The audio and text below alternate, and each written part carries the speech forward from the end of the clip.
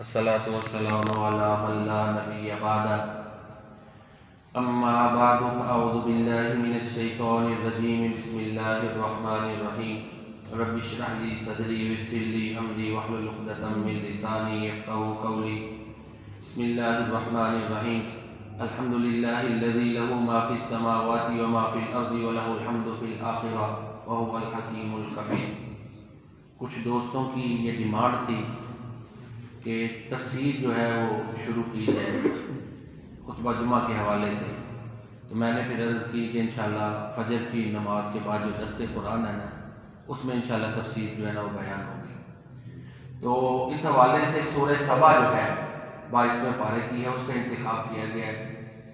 سورہ سبا 34ویں نمبر پر قرآن کریم کی ترتیب میں واقع ہے، اس کے 6 رکوع ہیں اور مکی سورہ مبارکہ ہے، یعنی نبوت کے ابتدائی سالوں میں یہ سورہ مبارکہ نازل ہوئی۔ اس کا جو مضمون ہے نا اس سے یہ واضح ہوتا ہے۔ اس میں اللہ تعالیٰ نے، یہ چھوٹی سی سورت ہے، اس میں اللہ تعالیٰ نے بہت سی جو چیزیں ہیں ان کو سم اپ کیا ہے اور ان کی جو کفار مکہ کی مختلف لحاظ سے جو غلطیاں تھیں ان کی نشاندہی کر کے ان کی اصلاح کی ہے، اور ساتھ ہی پھر ان کو درست جو عقائد اور نظریات ہیں وہ بیان کی ہے۔ آغاز جو ہے وہ اللہ تعالیٰ کی حمد کے ساتھ ہے، اللہ تعالیٰ کی توحید کے ساتھ آغاز ہے، پھر اس کے ساتھ ہی عقیدہ آخرت پر دلائل دیے گئے، کیونکہ کفار مکہ مرنے کے بعد دوبارہ زندہ ہونے پر ایمان نہیں رکھتے تھے۔ تو اللہ تعالیٰ جو اللہ یہ مردہ زمین کو زندہ کر دیتا ہے، جو اللہ تعالیٰ جو ہے اس زمین پر بارش برسا کر اس کو دوبارہ زندگی دیتا ہے، وہ قادر ہے کہ دوبارہ بھی زندہ کرے۔ پھر اس کے بعد پیارے نبی صلی اللہ علیہ وسلم کی ذات پر بھی انہوں نے جو اعتراضات کیے، خاص کر اس عقیدے کو مذاق بھی بناتے تھے، عقیدہ آخرت کو، حالانکہ وہ ابراہیم علیہ السلام کا اپنے آپ کو ماننے والا دعوے دار کرتے تھے، کہتے تھے صرف ابراہیم علیہ السلام کے وہ ماننے والے ہی نہیں تھے، ان کی نسل میں سے بھی تھے، سارے قریشی تھے نا، قریش تھے سارے، اللہ اکبر۔ لیکن وہی سب سے بڑی رکاوٹ پر انہوں نے ایک جو مذہب اپنا عقیدہ اسٹیبل کیا ہوا تھا، اسٹیبلش کیا ہوا تھا، کہہ لیں اپنا عقیدہ جو انہوں نے مضبوط کیا ہوا تھا بتوں کے حوالے سے، خانہ کعبہ کے اندر بت نصب کیے ہوئے تھے، اس کو ڈیفینڈ کرتے تھے، اور پیارے نبی صلی اللہ علیہ وسلم کے لیے جو مصیبتیں وہ کھڑی کر سکتے تھے، رکاوٹیں انہوں نے کی۔ تو بہرحال وہ اس عقیدے کا مذاق بھی اڑاتے تھے، عقیدہ آخرت، لو جی بندہ مر جائے گا مٹی میں مٹی ہو جائے گا، کیسے زندہ ہوگا، یہ دیکھو یہ دعویٰ کرتے ہیں زندہ ہو جائے گا، نہیں معاذ اللہ، وہ اس طرح اعتراض کرتے تھے کفار مکہ۔ پھر اللہ تعالیٰ نے ان کو سمجھانے کے لیے 2 مثالیں دی ہیں سورہ سبا میں، داؤد علیہ السلام اور سلیمان علیہ السلام کی، کہ دیکھو اللہ نے ان کو طاقت دی، اسباب دیے، حکمرانی دی، وہ شکر گزار تھے، کامیاب ہوئے اس دنیا میں بھی آخرت میں بھی۔ اس کے مقابلے میں پھر دوسری مثال قوم سبا کی دی ہے، اور آیت نمبر 15 میں لفظ سبا ہے، اسی مناسبت سے اس کا نام سورہ سبا ہے، کہ قوم سبا کو نعمتیں بڑی ملی ہوئی تھی، ناشکری کی تو اللہ نے نیست و نابود کر دی۔ پھر جنات کے حوالے سے ان کا بڑا عقیدہ تھا کہ ان کے پاس بڑی طاقتیں ہیں، یہ غیب علم رکھتے ہیں، اس کا بڑے اچھے انداز سے اللہ نے رد کیا ہے ایک آیت میں، کہ سلیمان علیہ السلام پر موت طاری ہو گئی، انہیں پتہ ہی نہیں چلا، اور انہوں نے خود کہا کہ کاش وہ غیب جانتے ہوتے۔ تو یہ عقیدوں کی دیکھیں نا کس طرح اس میں اصلاح کی گئی ہے۔ پھر اس کے ساتھ پھر شرک، اور خاص کر جو انہوں نے سفارشی عقیدے بنائے ہوئے تھے کہ جی ہمارا فلاں سفارشی ہے، فلاں سفارشی ہے، وہ بچا لے گا، تو اللہ تعالیٰ نے فرمایا کہ عمل ہی کام آنے ہیں، یہ جو تم نے سفارشی بنائے ہوئے، اور سفارشی نہیں بلکہ انہیں اللہ کا برابر بنا دیا۔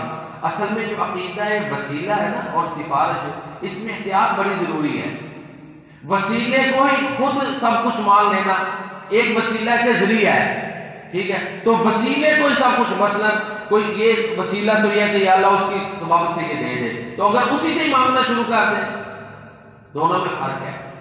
وسیلہ شرک میں نہیں آتا، لیکن وسیلہ بڑی حالتوں میں شرک ہوتا ہے۔ مثلا کوئی ادھر ہی کھڑا ہو کے شیخ عبد القادر جیلانی رحمۃ اللہ تعالیٰ علیہ سے دعا مانگنی شروع کر دے کہ میری یہ مصیبت دور کر دیں، یہ مجھے، یا وہ وسیلہ نہیں رہا، اب تو ڈائریکٹ مانگ رہے ہیں نا، یہ تو مانگنا اللہ سے تھا۔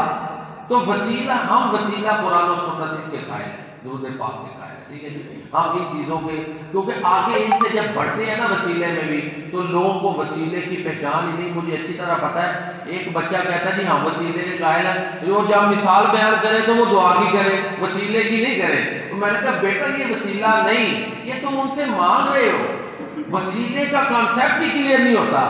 تو لہذا وسیلہ سورس ہے، بیس نہیں، بنیاد تو اللہ کی ذات ہے. تو بعض دفعہ انہی سے جب مانگنا شروع کر دیں تو جو ہے نا وہ شرک ہو جائے گا. ہمارے دوست مانتے نہیں، بڑے بڑے علماء، ہمارے مسلمانوں کے بڑے بڑے علماء، ہم سر پکڑ کے بیٹھ جاتے ہیں، وہ مانگتے ہیں. اب کیسے ہمارا ان سے اتحاد ہوگا؟ اس بات پہ اتحاد نہیں ہو سکتا. یہ جو ہے نا وسیلے کوشش اللہ کی مد میں لے جانا، اس میں نہیں. فقہی مسئلوں میں لچک ہوتی ہے، ٹھیک ہے، اس میں اتنی شدت نہیں ہے، لیکن اس مسئلے پہ کوئی لچک نہیں. اس لیے ہم دو ٹوک اپنا عقیدہ بیان کرتے ہیں. ہم یہ نہیں کہتے کہ اسباب کے بغیر مشکل میں بابے کام آتے ہیں، اللہ نہیں کام آتا ہے. بس یہ ہمارا عقیدہ کلیئر ہے، ہم صرف اللہ تعالیٰ سے مانگتے ہیں بس. یہ تعلیمات قرآن اور حدیث کی ہیں، اس میں کوئی لچک نہیں ہے، ہمارا عقیدہ بالکل کلیئر ہے.